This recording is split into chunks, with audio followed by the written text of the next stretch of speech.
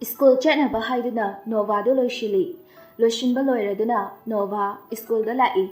Victory High School da class 9 ni tamli. Nova school gate hei changlakbaga oja lairamba aduda Nova na good morning sir, good morning miss. Oja nupaduna good morning.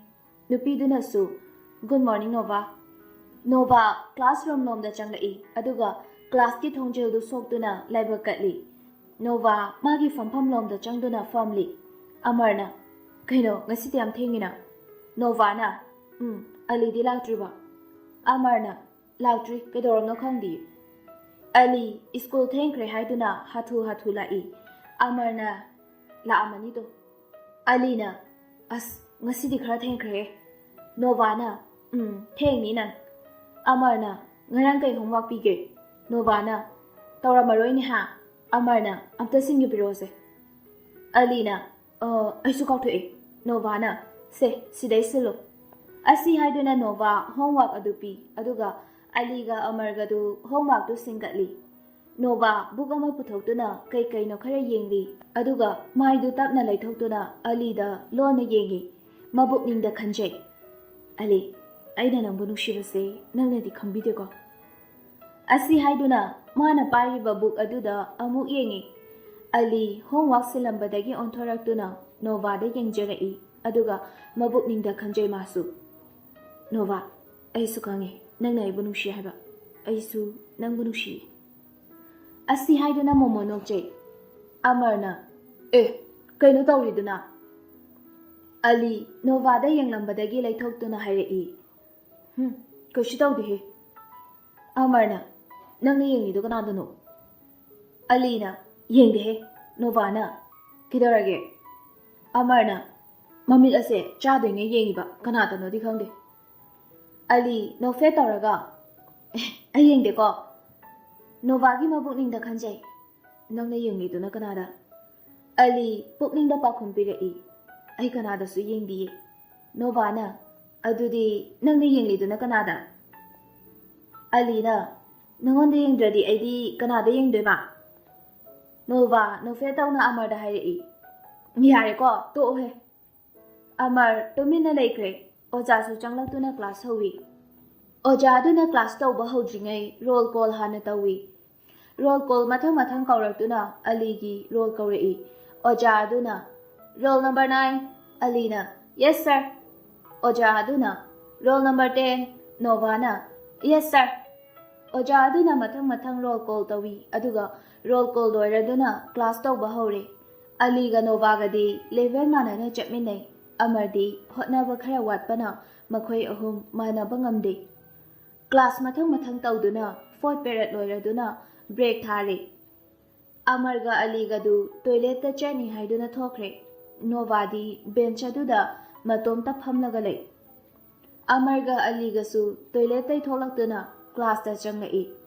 Nova na magi bag tagi tiffin ani kha puthorai. Aduga Amarna ngasidi kari oina purage. Nova na nabani na pambado aina puraba. Adudi paratha. Alina hayakpani Amarna adudi momo. Nova na anima purabado. Amarna is haurani he bhai. Alina ai bag ta juice yawbani. Nova Ali gi bag tagi juice adu lautotuna makhoi hungi ani haire aduga makhoi chaba hawi. Tifil amana paratha amana momo. Tifil animak pikthali. Nova chang ising thongba fajana hai aduga mina tawbada pukning changna yengduna mana amuk tawbada adumak hai. Nova masada gunama chenjai. Mamana su fajana takpi tambi. School class loiraba matung Nova yumda halai. Halakpaga tuition amuk chatli. Tuition halakpaga waraduna ngahak pothai. Magi phone adu puthokduna photo khara yengi. Mana yengliba photo adu atai kanagi sunate Aligini. Mana yenglibadu photo adu yengduna magi bag tagi love book ama lauthokduna book aduda ꯀꯔꯤ ꯀꯔꯤꯅꯣ ꯈꯔ ꯏꯔꯤ ꯏꯅ ꯆꯤꯝꯕꯥꯜ ꯃꯉꯥꯅ ꯇꯨꯃꯤꯟꯅ ꯍꯥꯏꯔꯤ ꯅꯣꯚꯥꯅ ꯀꯔꯝ ꯀꯥꯟꯗꯅꯣ ꯅꯨꯡꯁꯤꯕ ꯅꯪꯅ ꯑꯩꯒꯤ ꯅꯨꯡꯁꯤꯕꯁꯦ ꯈꯪꯕꯤꯒꯗꯕ ꯑꯁꯨꯛ ꯀꯨꯏꯕ ꯃꯇꯝ ꯑꯁꯦ ꯑꯩꯒꯤ ꯊꯃꯣꯏꯅꯨꯡꯗ ꯀꯅꯥ ꯈꯪꯍꯟꯅ ꯊꯝꯖꯕ ꯑꯁꯤ ꯍꯥꯏꯗꯨꯅ ꯅꯣꯛꯐꯦꯠ ꯇꯧꯏ ꯑꯗꯨꯒ ꯐꯣꯇꯣ ꯑꯗꯨꯗ ꯑꯃꯨꯛ ꯌꯦꯡꯏ ꯑꯗꯨꯒ ꯃꯈꯥ ꯏꯕ ꯍꯧꯏ ꯅꯣꯚꯥꯅ ꯑꯁꯨꯛ ꯅꯨꯡꯁꯤꯕ ꯅꯪꯁꯦ ꯀꯅꯥꯒꯤ ꯑꯣꯏꯍꯟꯅꯤꯡꯗꯦ ꯑꯩꯗꯒꯤ ꯑꯣꯏꯅꯤꯡꯉꯦ I love you forever ꯑꯁꯤ ꯍꯥꯏꯗꯨꯅ ꯃꯥꯒꯤ ꯂꯚ ꯕꯨꯛ ꯑꯗꯨꯗ ꯋꯥꯍꯩ ꯈꯔ ꯑꯁꯤ ꯏꯔꯗꯨꯅ ꯃꯥꯒꯤ ꯕꯦꯒꯇ ꯑꯃꯨꯛ ꯍꯥꯞꯆꯤꯜꯂꯤ ꯑꯗꯨꯒ ꯐꯣꯇꯣ ꯑꯗꯨꯗ ꯅꯨꯡꯁꯤꯅ ꯌꯦꯡꯗꯨꯅ ꯆꯤꯝꯕꯥꯜ ꯃꯌꯥꯗ ꯐꯣꯟꯗꯨ ꯊꯝꯗꯨꯅ ꯇꯞꯅ ꯆꯨꯞꯄꯤ ꯑꯗꯨꯒ ꯇꯨꯝꯊꯈ꯭ꯔꯦ ꯅꯨꯃꯤꯠ ꯑꯗꯨ ꯑꯁꯨꯝꯅ ꯍꯧꯈ꯭ꯔꯦ ꯅꯣꯚꯥ ꯉꯁꯤꯗꯤ ꯁ꯭ꯀꯨꯜ ꯈꯔ ꯉꯟꯅ ꯂꯥꯛꯏ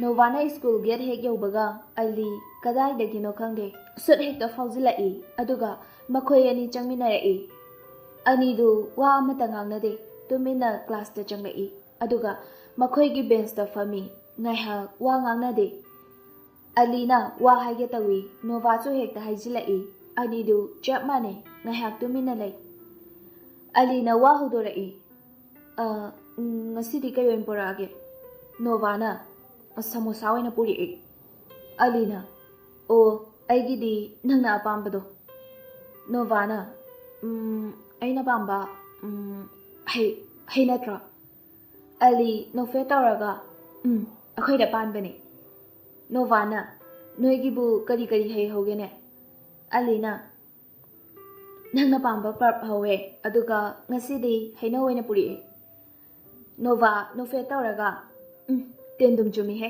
ꯑꯁꯪꯕꯔꯣ ꯑꯃꯨꯟꯕꯔꯣ ꯑꯂꯤꯅ ꯑꯅꯤꯃꯛꯅꯤ ꯅꯣꯚꯥꯅ ꯍꯣ ꯑꯁꯤ ꯍꯥꯏꯗꯨꯅ ꯃꯈꯣꯏ ꯑꯅꯤꯒꯤ ꯊꯃꯣꯏ ꯋꯥꯔꯤ ꯁꯥꯕ ꯍꯧꯔꯛꯏ ꯅꯣꯚꯥꯅ ꯑꯩꯒꯤ ꯑꯄꯥꯝꯕꯁꯤꯃꯗꯤ ꯈꯪꯕꯤꯔꯝꯂꯤꯗꯅ ꯑꯂꯤꯅ ꯈꯪꯉꯤꯅꯤ ꯀꯩꯅꯣ ꯅꯪꯅꯗꯤ ꯑꯩꯒꯤ ꯑꯄꯥꯝꯕ ꯈꯪꯂꯒ ꯑꯩꯅꯗꯤ ꯀꯩꯒꯤ ꯈꯪꯂꯣꯏ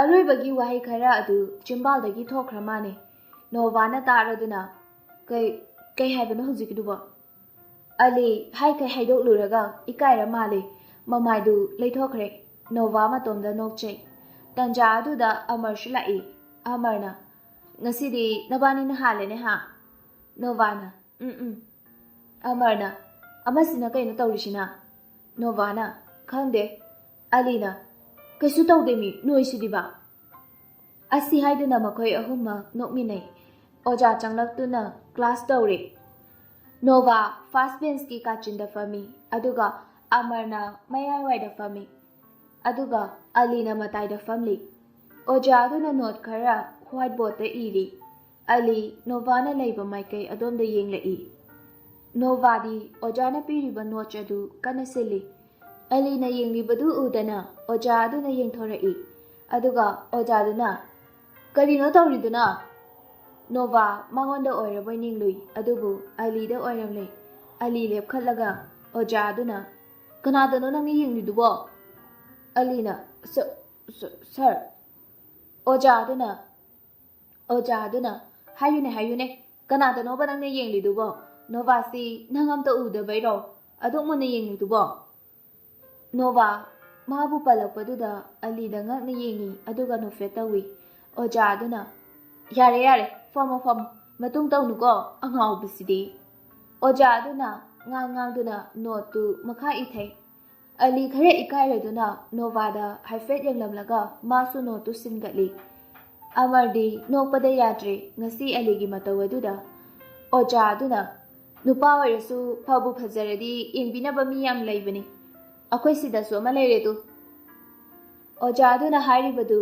ꯑꯂꯤꯗꯅꯤ ꯑꯣꯖꯥ ꯑꯗꯨꯅ ꯑꯁꯨꯝꯅ ꯍꯥꯏꯔꯛꯄꯗꯨꯗ ꯁ꯭ꯇꯨꯗꯦꯟꯠꯁꯤꯡ ꯑꯗꯨ ꯍꯧꯅ ꯅꯣꯛꯂꯛꯏ ꯅꯣꯚꯥ ꯁ꯭ꯀꯨꯜꯗꯒꯤ ꯌꯨꯝ ꯍꯜꯂꯛꯇꯨꯅ ꯇ꯭ꯌꯨꯁꯟꯁꯨ ꯆꯠꯂꯨꯔꯗꯨꯅ ꯃꯥꯒꯤ ꯀꯥꯗ ꯆꯪꯂꯛꯇꯨꯅ ꯆꯤꯌꯔ ꯑꯗꯨ ꯐꯝꯃꯤ ꯑꯗꯨꯒ ꯃꯥꯒꯤ ꯕꯦꯒꯇꯒꯤ ꯂꯚ ꯕꯨꯛ ꯑꯗꯨ ꯑꯃꯨꯛ ꯂꯧꯊꯣꯔꯛꯏ ꯑꯗꯨꯒ ꯑꯃꯨꯛ ꯏꯕ ꯍꯧꯏ ꯅꯣꯚꯥꯅ ꯉꯁꯤ ꯅꯪꯒꯤ ꯅꯋꯡꯗꯣ ꯑꯩꯗꯤ ꯅꯣꯛꯄꯗ ꯌꯥꯗ꯭ꯔꯦ ꯑꯁꯤ ꯍꯥꯏꯗꯨꯅ ꯃꯊꯟꯇ ꯅꯣꯛꯆꯩ ꯅꯪꯕꯨ ꯑꯩ ꯅꯨꯡꯁꯤꯕ꯭ꯔꯅꯦ ꯑꯃꯨꯛꯁꯨ ꯃꯥꯜꯂꯦ ꯑꯃꯨꯛꯁꯨ ꯃꯥꯟꯗꯦ ꯑꯩꯕꯨ ꯉꯥꯎꯍꯜꯂꯦ ꯅꯪꯅ ꯅꯨꯡꯁꯤꯕ ꯑꯩꯗꯤ ꯅꯪꯕꯨ ꯅꯨꯡꯁꯤ ꯅꯪꯒ ꯀꯥꯏꯅꯕ ꯉꯝꯂꯣꯏꯌꯦ ꯑꯩꯒꯤ ꯅꯨꯡꯁꯤꯕꯁꯦ ꯈꯪꯕꯤꯔꯣ ꯀꯩꯗꯧꯕꯒꯦ